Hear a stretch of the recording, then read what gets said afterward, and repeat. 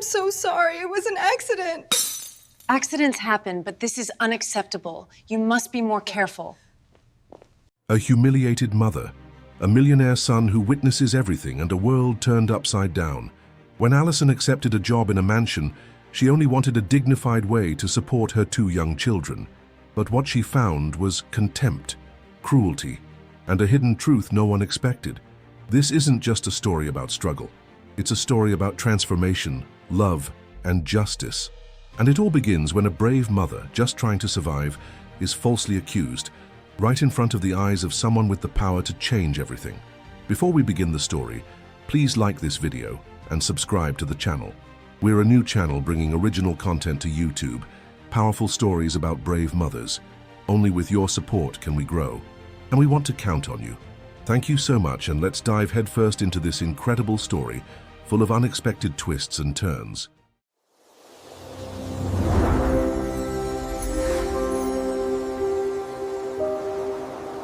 The sound of crystal shattering echoed through the Belmont mansion. The silence that dominated the space was ripped apart by an angry scream coming from the main room. "You incompetent thing! You're not even fit to mop a floor." Victoria Belmont's voice, that of an imposing 60-year-old woman, reverberated against walls decorated with classic paintings and European designer furniture. In the middle of the room, kneeling on the cold marble floor, 27-year-old Allison Reyes tried to gather the shards of a crystal vase that had slipped from her hands. Her fingers trembled, her eyes brimmed, and her heart clenched. The cut on her right hand had begun to bleed, but she didn't stop. She couldn't stop. She had two children waiting for her at home. Two little boys who needed to eat, to be clothed, to go to school, and she, as a brave mother, would do whatever it took to make that happen. "I'm sorry, Mrs. Victoria. It was an accident. I swear I didn't mean to," Allison murmured in a low voice as if pleading for her own survival. "Accident? A vase worth more than your entire year's salary? That wasn't an accident, it was negligence. People like you shouldn't even set foot in a house like this." Allison kept her head down, picking up the pieces. The other house staff watched from a distance, tucked into corners. No one dared to get close when Victoria lost control. Everyone knew that tone.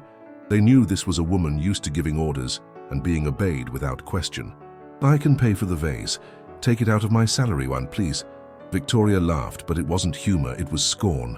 "Do you really think you make enough to pay for an imported crystal vase?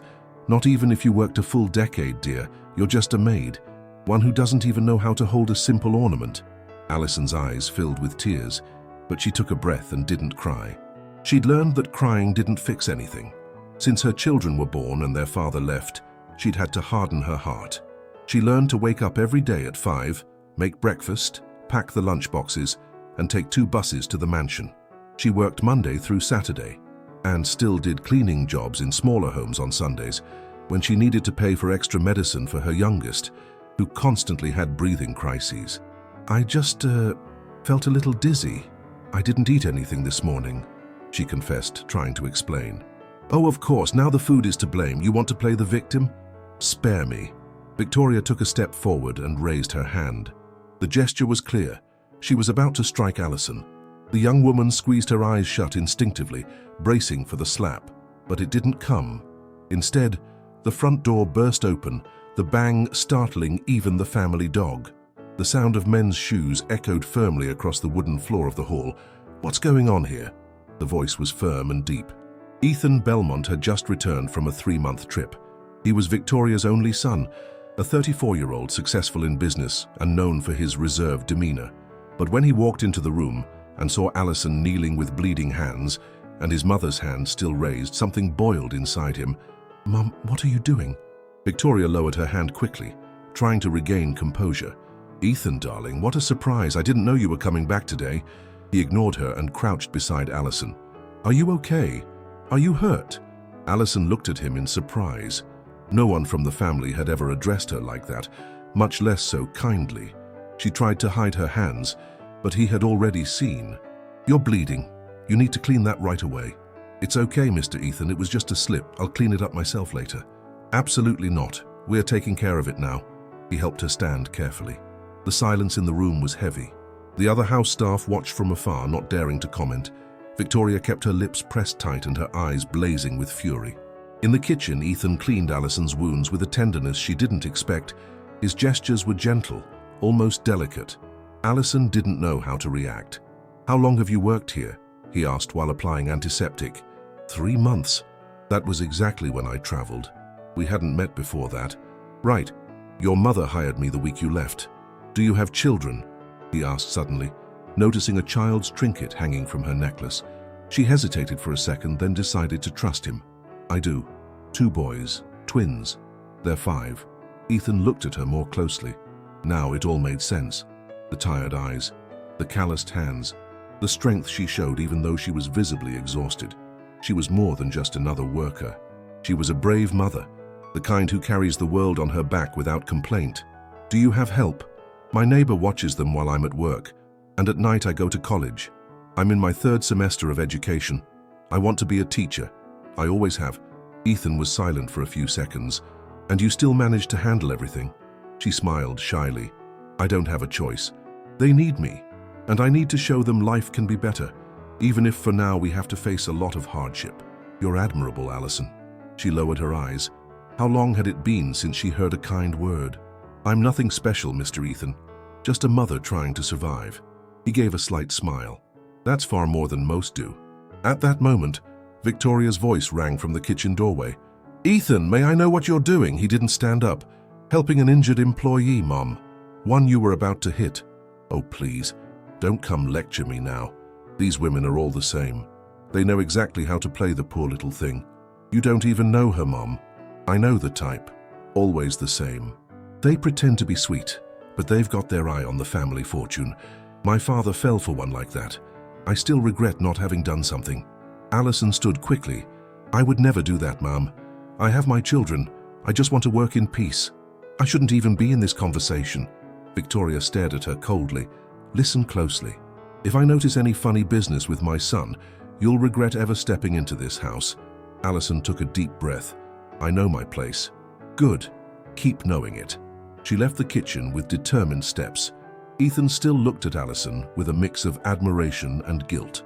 For the first time in his life, he realized how distorted the reality inside that house was, and how much strength was hidden behind that simple woman, in a modest uniform and with steady eyes. A woman who wasn't just cleaning a mansion, she was clearing a path to a better future for her children.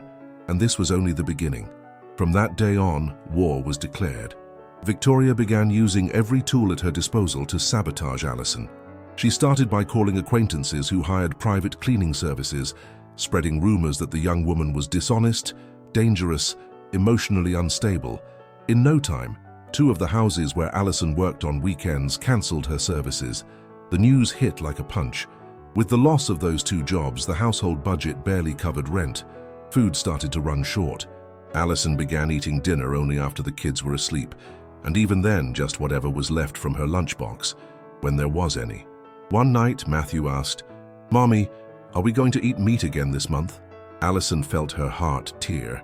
She sat beside him and said, "As soon as Mommy lands an extra job, yes, I promise." The boy's eyes lit up. "It's okay. I like rice and eggs too." That child's strength gave her new breath.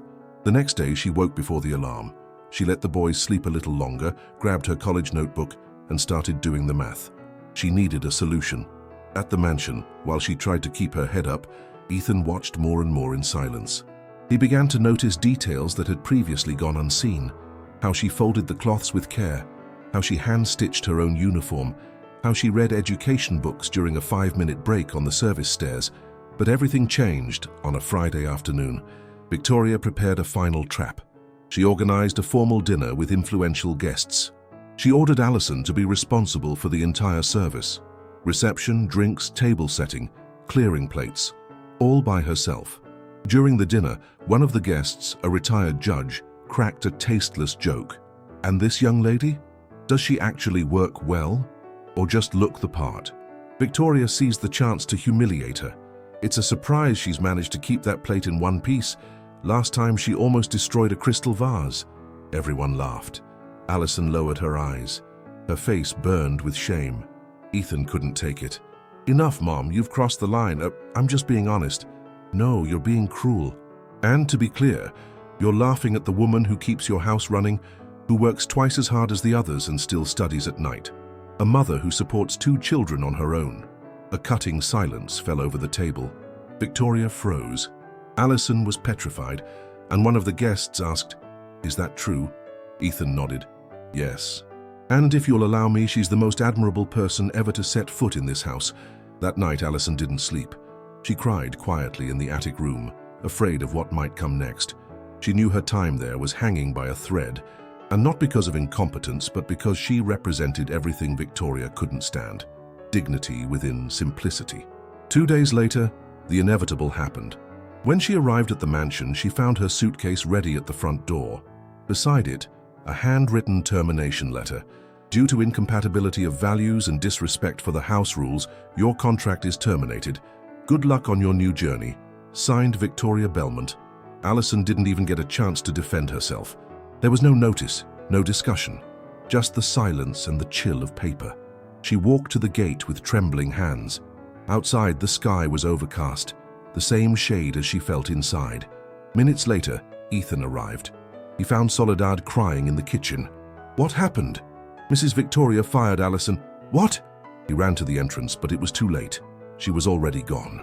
With no money for transportation, she walked to the nearest bus stop, her suitcase knocking against her leg, eyes brimming.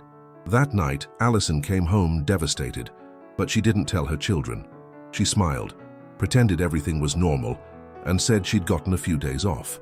When they fell asleep, she lay down on the thin mattress in the living room and cried in silence. Across town, Ethan faced his mother in the office. "You destroyed a person's life out of pride. I protected you. I did what was right." "Right? Right for whom? Don't you see this isn't about an employee anymore? She's an honest, hard-working woman, and I love her." Victoria stopped. For the first time, the word was spoken. "Love? You've lost your mind." "No. For the first time, I'm clear. I'm seeing the truth." She tried to argue, to blackmail, to threaten, but Ethan stood firm. "If I have to, I'll give up everything. The inheritance, the last name, the mansion, but I won't give up on someone who made me understand what true love is." He left the office, his mother in shock. In the following days, Ethan tried to contact Allison. He went to her house, called, sent messages. She declined them all. She was too hurt, confused, and afraid of giving in to a feeling that could destroy everything. But something inside her had changed, too. For the first time, someone had truly seen her, seen beyond the uniform. Someone had valued her struggle, her motherhood, her dignity. A month later, the two ran into each other downtown by chance. Ethan saw her crossing a street with 2 shopping bags in hand and ran to her. "Allison, please listen to me." She hesitated, but she stopped. "I need to talk to you." "Ethan, please, don't do this. Just let me talk, that's all. I can't stand being away anymore. I know what you went through. I know what my mother did. And if I could go back in time, I would have protected you from day one." She looked at him with tearful eyes. "I don't want to be the reason for a feud between you and your family. It's not you, it's the truth. And the truth is that I love you, and I love your children, and if you'll let me, I want to take care of you all. I want to build a new life. From scratch, if that's what it takes." Allison's heart shattered into 1,000 pieces. For the first time, someone wanted to build with her. Not rescue her, not save her, but walk by her side. She didn't answer, but her silence spoke louder than any words. Ethan embraced her. "We're going to get through this together." That night, for the first time in a long while, Allison slept in peace. The month following Allison and Ethan's reunion was, without a doubt, the most challenging of her life. Not because the humiliations increased, or because the financial pressure became unbearable, but because, for the first time in years, she had to look at herself with the honesty she always reserved for others. Ethan had declared his love. He had shown through actions and words that he was willing to walk beside her. But Allison no longer knew how to trust. Not after so long living on alert, waiting for the next door to slam, the next contemptuous tone, the next no. On top of that, she carried a quiet fear, one she confessed to no one, the fear of not being enough. Of being a woman marked by a past of abandonment, a single mother, a domestic worker, a night student, an exhausted warrior who barely knew where her strength began and her fatigue ended. Ethan, for his part, didn't give up. He showed up in Allison's neighborhood a few times, helping with groceries, offering rides, even fixing the door lock at her home that kept sticking. Little by little, with respect and patience, He rebuilt the bridge Victoria had tried to destroy. "I'm not here out of pity," he said once, while helping Matthew with a jigsaw puzzle. "I'm here because I choose to be, because I want to be." Allison smiled for the first time with ease, but even so she kept her feet on the ground. She asked for time, she asked for space, and Ethan respected that. At college, Allison began to stand out. Her papers caught the professor's attention. She wrote about early childhood education with passion, depth, and from her own lived reality. She spoke about the children in the community, the lack of resources, the need for empathy in schools. One of her essays reached the university leadership, and from there the unexpected came. A full scholarship to finish her degree, plus an invitation to join a regional social education project. Around that same time, the phone rang one ordinary afternoon. "Hello, is this Ms. Allison Reyes?" "Yes, this is Belmont Group. Mr. Ethan requested your resume. He'd like to talk about a position in the Foundation's Social Projects Department." Allison fell silent. Her heart raced. "But I haven't graduated yet. My only experience is as a domestic worker." "Yes, and also as a single mother, a university student, and an active participant in community projects. Those are the qualifications we're looking for." She didn't answer right away. She needed to think, to process. Was it right to accept? Or was she stepping into a trap of dependence? Would it be fair to herself to refuse something that could change her life and her children's out of pride or fear? She decided to go to the interview. She arrived nervous. She wore her most formal outfit, simple slacks and a navy blouse she saved for special occasions. Ethan greeted her with a warm but professional smile. There were other people in the room. Psychologists, educators, representatives from the Foundation. "Allison will be interviewed like any other candidate," he explained, "but know that regardless of the outcome, she's already a woman I deeply admire." During the interview, Allison spoke with firmness. She told her story. She didn't omit anything. She spoke about sleepless nights caring for her kids, days she went without food, humiliations at the mansion, the jobs she lost, and the strength she discovered out of love for her sons. "I don't have a diploma yet, but I have experience with children that no book teaches. I know what it's like to see a child with a fever and have no medicine. I know what it's like to teach letters with bottle caps, and I know above all that every child needs someone who believes in them." There was silence in the room, respectful silence, and then applause, not out of formality, but genuine admiration. Days later, the confirmation came she'd been accepted. She would start as an assistant coordinator in a project focused on mothers in vulnerable situations. The salary was 3 times what she made as a maid.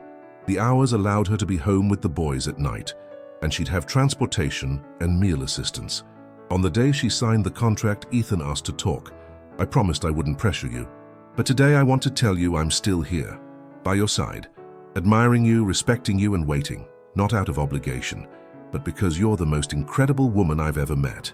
Allison took a deep breath. She looked him in the eyes. "I'm not perfect, Ethan. I'm scared. I have trauma, and I have 2 children who are everything to me, and I don't want to change you. I want to walk with you. I want to be part of your story, and if you'll let me, I want to love you and your children as my family." She didn't reply with words. She simply stepped closer and hugged him, for the first time without resistance. Time passed. 6 months later, Allison was already a reference within the project. She created reading workshops using recycled objects. She organized talks for other mothers. She received tributes from the community.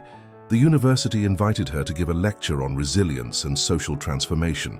In the audience that special night were her children, wearing matching t-shirts that read, "My mum is my hero." And there were Ethan and, surprisingly, Victoria. Yes, Victoria. In recent months, after seeing her son determined to build a new life beyond her control, Victoria faced her own ghosts. For the first time, alone in the mansion, she felt the emptiness of arrogance, and she began revisiting memories of her own father, the one she judged for falling in love with a simple woman. For the first time, she saw herself reflected in the mirror of her actions. And that night, seeing Allison on stage speaking with confidence and emotion about her journey, Victoria cried. Not tears of instant remorse, but of an old pain starting to dissolve. Perhaps it wasn't complete forgiveness yet, but it was the beginning of recognition. And when the lecture ended, she approached. "Allison, may I speak to you for a minute?" The room fell silent. Allison hesitated, then nodded. "I was unfair, I was cruel, and even so, you won. You turned everything I tried to use against you into steps to climb. You taught me more than I had the courage to admit. Forgive me." Allison looked at her calmly. "I don't hold a grudge, but I reserve the right not to forget. Pain shaped me, but love guided me. And it was my children who kept me standing, not because of what they did to me, but because of what I decided to do with it." For the first time in years, Victoria felt humility, and so the cycle closed. Allison and Ethan decided to marry a year later. The ceremony was simple, outdoors, surrounded by flowers, children, and the people who truly mattered. Matthew and Lucas carried the rings, smiling, wearing tiny suits and borrowed shoes, but with shining eyes. At the altar, Allison cried, not from sadness, but from gratitude, for surviving, for enduring, for believing that love, even after everything, was still possible. Today, she is the director of the very project where she began as an assistant. She's a guest speaker, a graduate teacher, and a role model for other mothers going through what she went through. Her children are growing up watching a woman who is strong, fair, and loving. Ethan, by her side, isn't a savior. He's a partner. And Victoria, still in process, but present, trying to rebuild bonds now with sincerity. Allison, the brave mother who once picked up crystal shards from the floor of a cold mansion, now lifts lives with words, with affection, and by example. And her story didn't end. It only began. If this story touched your heart, take a deep breath for a moment, because maybe you too know a mother like this. A woman who carries the world on her back, who endures humiliation in silence but never stops loving, fighting, believing. Allison taught us that dignity doesn't depend on where you work, but on the courage with which you live. If you believe that, like this video, share it with someone who needs to hear this message, and subscribe to the channel. Here, every story is a tribute to brave mothers all over the world.